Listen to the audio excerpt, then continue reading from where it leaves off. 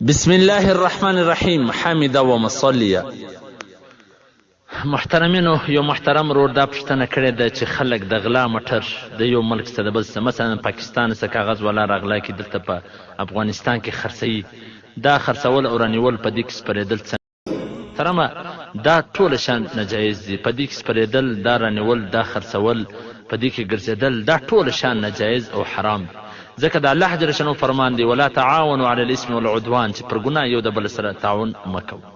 او علامه لودیانوي شهید رحمت الله په خپل فتاوا کې مسائل علوم کا هر جل نمبر اتم هغه هم دا لیکلي دي، تقریبا ټول کتابونه دا لیکلي دي چې د غلسه چې ته په دې خبره چې دا شی د غلا دی، دا غسر نیول په غلا باندې دا غسر تعاون کول دي، په دا کې به ته سره شریک محترمه چې ارڅو کې جنان سي د غلا شی د غلا سره نیول او غلطه پر غلا باندې دعوت ورکول دي. کچیر څوک د غلسه شی نه رانسي، هغه شی د غلا د غاړې سي، نو بیا خو هغه سړی غلاوي نه کوي. نو دا ټول کار په دې خراب دی چې یو په غلاوي کې یو په ورته چورخانه جوړ کړی دي، چورخانه بولی بس هغه غل شان وړي او د پرځکی او بیا خرڅي.